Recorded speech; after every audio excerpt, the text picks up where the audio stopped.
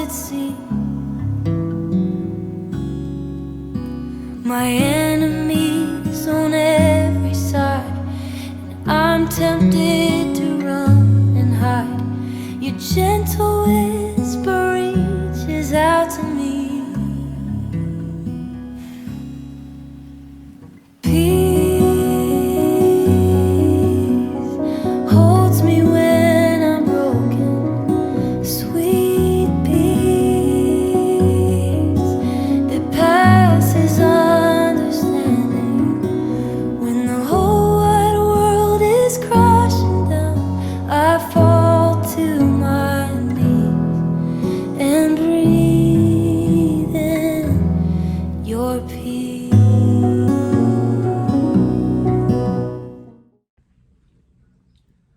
Shalom. Siang hari ini sebelum menyambut kebenaran firman Tuhan, mari kita satu di dalam doa. Bapa di surga, Allah pencipta langit bumi beserta isinya, Allah yang tidak pernah meninggalkan perbuatan tangannya bagi setiap kami. Siang hari ini bersama-sama dengan jemaat Tuhan milik Tuhan dalam persekutuan Oikumene Bank Tabungan Negara Kantor Pusat Jakarta. Roh Kudus ambil alih, biar lewat kebenaran firman-Mu hati kami dipulihkan, hati kami diperbaharui. Urapi kami semua, tidak terkecuali terutama hamba yang tidak ada apa-apanya ini. Kami sambut kebenaran firman-Mu. Kami alaskan doa kami hanya di dalam satu nama, Tuhan Yesus Kristus. Kami sudah berdoa, kami bersyukur, kami memohon. Amin. Shalom, saudaraku yang dikasihi Tuhan. Satu sukacita kembali saya boleh melayani di dalam persekutuan Oikumene Bank Tabungan Negara. Siang hari ini kita bersama-sama mau belajar tentang temanya adalah jadilah kuat dalam Tuhan. Jadilah kuat. Kuat menghadapi realita kehidupan, kuat menghadapi semua masalah, kuat menghadapi segala tantangan, segala pergumulan, karena Yesus bersama dengan kami. Ayat yang diberikan adalah Matius pasal 16 ayat 16. Dalam konteks dalam Lembaga Alkitab Indonesia tertulis dalam Matius pasal 16 adalah pengakuan Petrus.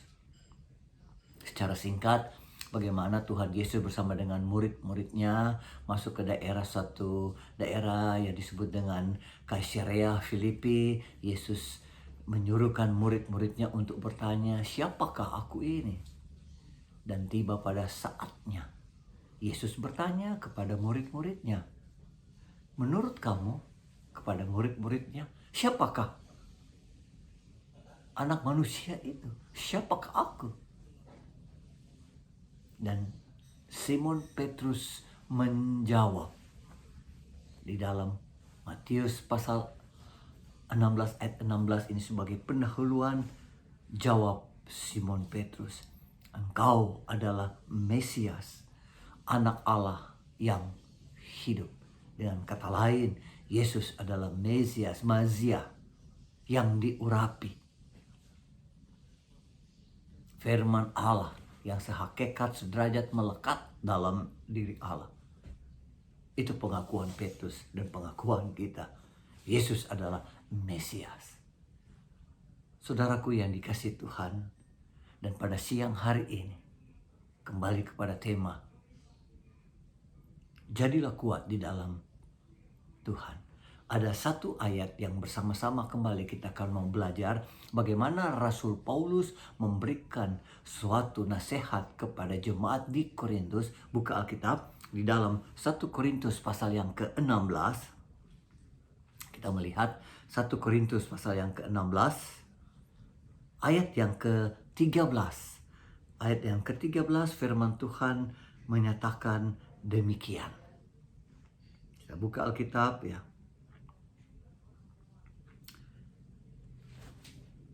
1 Korintus pasal yang ke-16 ayat yang ke-13. Demikian firman Tuhan. Ya.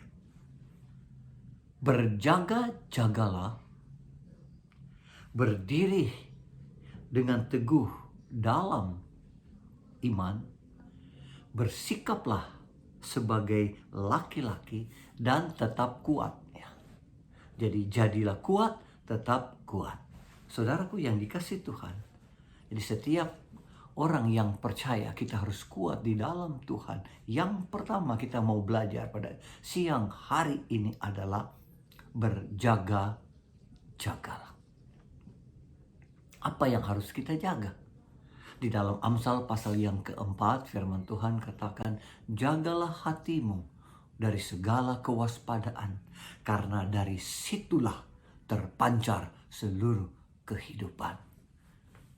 Jadi hal yang pertama kita tetap kuat di dalam Tuhan adalah berjaga-jaga. Jaga apa? Jaga hati. Saudara yang dikasih Tuhan, hati ini adalah pusat hidup. Hati ini adalah pusat roh. Hati ini adalah pusat pikiran. Hati ini banyak kemauan. Dan hati ini bekerja dalam 2 dimensi, roh dan jiwa, bukan tubuh. Ingatlah saudaraku, hati ini mahal. Karena Tuhan menilai setiap kita orang percaya hati. Ada satu kisah ketika Allah berfirman kepada Samuel. Samuel masuk ke kota Bethlehem. Di kota Bethlehem akan temui satu keluarga yang bernama Isai. Samuel masuk ke Bethlehem, bertemu dengan Isai dan Samuel bertanya, Isai, manakah anak-anakmu? Karena salah satu anaknya akan menjadi raja orang Israel. Dalam 1 Samuel pasal 16. Anak yang pertama bernama Eliab. Anak yang kedua bernama Abinadab. Anak yang ketiga bernama Syama. Ketiga anak ini berjalan di depan Samuel. Dalam hati Samuel berpikir salah satu akan menjadi raja orang Israel. Ketika Samuel berpikir demikian, Allah berfirman, Samuel, Samuel, jangan melihat rupa, tetapi aku melihat hati. Manusia melihat apa yang ada di depan, tetapi Tuhan melihat hati. Jadi saudaraku yang dikasih Tuhan, kita tetap kuat di dalam Tuhan. Yang pertama dikatakan berjaga-jagalah. Jaga hati. Jaga hatimu. Karena lewat hati inilah Allah menilai akan setiap kita. Ada satu ungkapan berkata demikian, saudaraku yang dikasih Tuhan. Jangan keberatan jika dikritik. Jika tidak benar, abaikan saja. Jika tidak adil, jangan tersinggung. Jika tidak beralasan, tersenyumlah. Dan jika terbukti, itu bukan kritik. Itu semuanya datang dari hati. Jangan sedikit-sedikit marah, sedikit-sedikit tersinggung. Tetap jaga hati. Berjaga-jagalah. Sekali lagi, Bapak, Ibu, Saudara-saudari yang diberkati Tuhan, perhatikan lagi ayat yang kita baca tadi dalam 1 Korintus pasal 16 ayat yang ke-13. Perhatikan, berjaga-jagalah. Dalam lembaga Alkitab itu ada tanda seru. Berjaga-jagalah, ada tanda seru. Berdirilah dengan teguh dalam iman, ada tanda seru. Bersikaplah sebagai laki-laki, ada tanda seru. Dan tetap kuat, ada tanda seru. Satu ayat ada 4 tanda seru. Dalam bahasa Indonesia, tanda seru adalah kata perintah. Jadi kita diperintahkan yang sering kita baca, berjaga-jaga. Jaga apa? Jaga hati. Berjaga-jagalah, apa yang kita jaga? Jaga perkataan. Ini yang pertama. Jaga hati dan jaga perkataan. Di dalam Mazmur 141 ayat yang ketiga, bagaimana Raja Daud berdoa untuk memohon kepada Allah. Raja Daud berkata, awasilah mulutku, ya Tuhan. Berjaga di pintu bibirku. Jaga perkataan saudaraku yang dikasih Tuhan. Tuhan Yesus mengingatkan kita dalam Matius pasal yang ke-5 ayat yang ke-7. Ya di atas ya, tidak di atas tidak. Jangan ada dusta di antara kita. Yuk kita mau belajar katakan benar di atas benar, salah di atas salah. Dan kita semua tahu, kita semua adalah orang-orang bekerja. Katakan ya, karena dari perkataanmu itulah Tuhan menilai untuk mempertanggungjawab. Jadi saudaraku yang dikasihi Tuhan, jadilah kuat di dalam Tuhan. Yang pertama, jaga hati dan jaga perkataan kita. Orang yang banyak bicara tentang Tuhan belum tentu banyak bicara dengan Tuhan. Sedikit-sedikit berbicara haleluya, shalom, haleluya, bagus. Tetapi bagaimana hubungan kita dengan Tuhan? Bagaimana tingkah laku kita di sekeliling kita? Aktif dalam pelayanan itu bagus, tetapi akan menjadi batu sandungan jika kita menjadi buruk di hadapan orang. Saudara yang dikasihi Tuhan, dalam pembacaan ini yang pertama dikatakan berjaga-jaga, kita sudah menjaga hati, kita menjaga perkataan kita. Dan yang kedua dikatakan berdiri teguh di dalam iman. Dalam Ibrani pasal 11 dikatakan iman adalah dasar dari segala sesuatu yang kita harap, bukti dari segala sesuatu yang kita belum melihat. Berdiri iman, kita harus tetap kuat. Iman. Ada kisah yang sangat menarik, Bapak Ibu masih ingat ya. Ketika Yesus dan murid-muridnya masuk ke kota Kapernaum, di situ bertemu dengan seorang perwira, dan perwira itu sujud di hadapan Yesus dan berkata, "Guru, pelayanku di rumah sakit." Dan Yesus berkata, "Aku akan datang ke rumahmu." Dan dia bilang, "Jangan, cukup katakan satu kata saja, saya percaya bahwa pelayanku akan sembuh." Yesus memandang kepada murid-muridnya dan Yesus berkata, "Aku belum pernah ketemu iman seperti ini.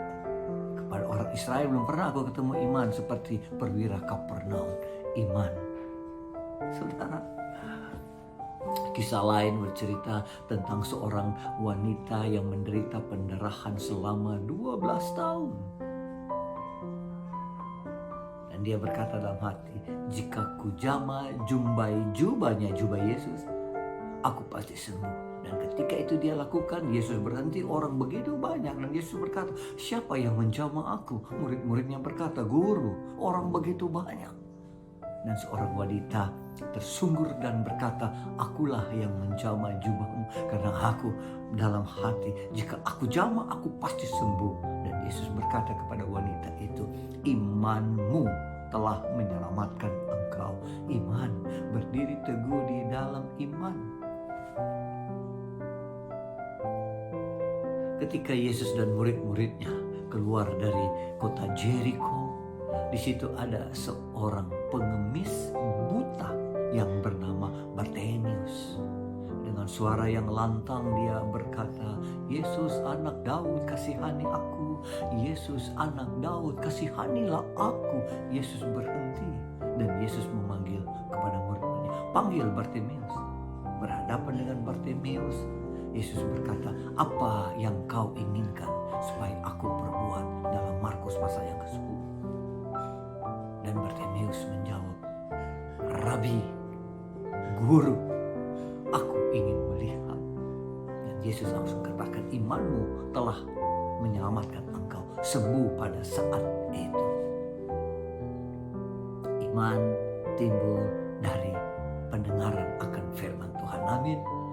Tetapi paradoksnya adalah ketakutan juga timbul daripada pendengaran. Apalagi saat ini, saudaraku yang dikasihi Tuhan, pandemi masih terus terjadi. Tapi biar mata hati kami tertuju kepada Allah, karena mujizat Allah, kuasa Allah lebih besar dari semuanya itu. Kita tetap ada di tengah-tengah ini, tapi berdiri teguh di dalam iman.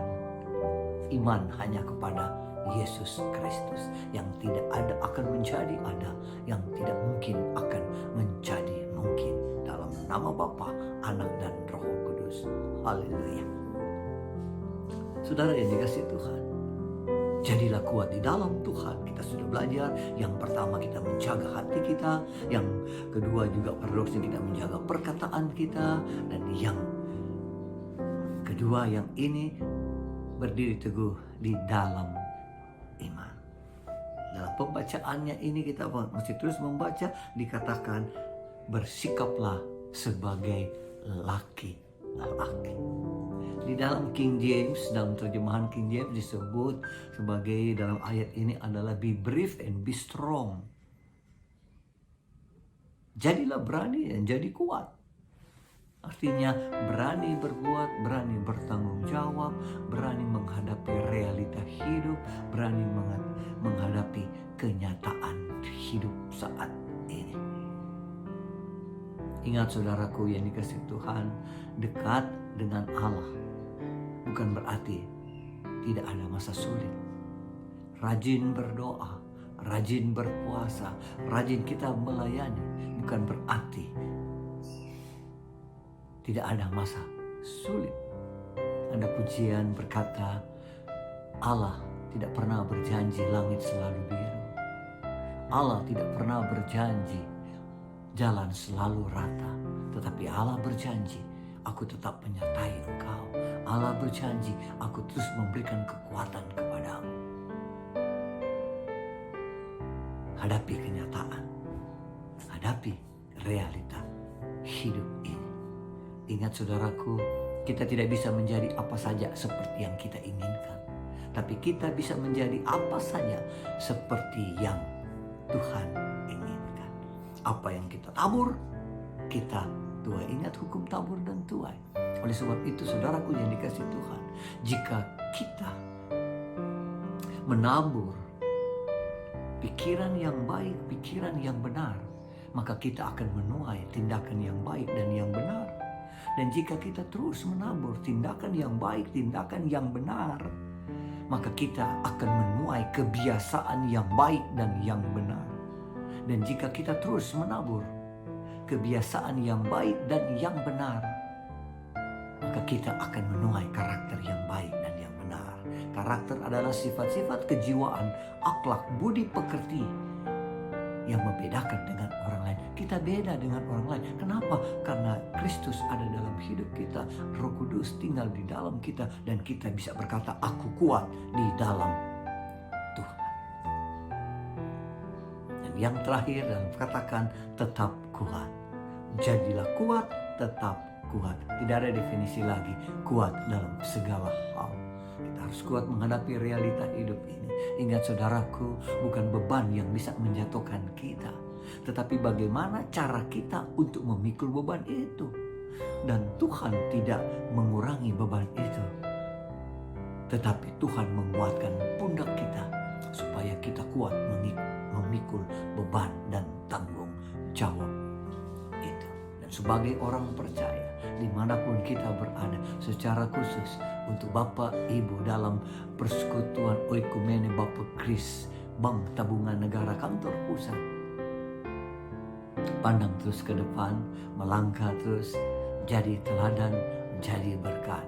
Karena perjalanan 1000 mil diawali dengan langkah yang pertama, dan langkah yang pertama itu membutuhkan satu keberanian. Orang lain bisa lihat, ya it's not about me, it's all about Jesus. Orang lain bisa bilang luar biasa. Dan sebagai pesan terakhir di dalam persekutuan siang hari ini, saudaraku yang dikasihi Tuhan, tidak semua orang bisa berkhotbah, tetapi semua orang bisa menjadi saksi Kristus. Amin. Tidak semua orang bisa berteologia, tetapi semua orang bisa memperagakan bagaimana Yesus hidup dalam hidupku. Jadilah terang, jadilah teladan di mana Tuhan sudah tempatkan bagi Bapak Ibu untuk melakukan tugas dan tanggung jawab. Nama Yesus saja yang dipermuliakan. Haleluya. Amin. Mari kita satu dalam doa. Terima kasih ya Bapa di surga. Renungan sederhana pada siang hari ini, kami tetap berdiri teguh di dalam iman. Kami terus menjaga hati dan perkataan kami, dan kami siap menghadapi realita hidup ini. Kami tetap kuat, karena jadi kuat di dalam Engkau untuk menuntun kami menjadi teladan. Terima kasih ya Bapa. Dan siang hari ini kami mau berdoa, berkatilah bangsa kami Indonesia. Indonesia penuh dengan kemuliaan Tuhan. Diberkatilah gereja-gerejamu, diberkatilah setiap orang yang membutuhkan pertolonganmu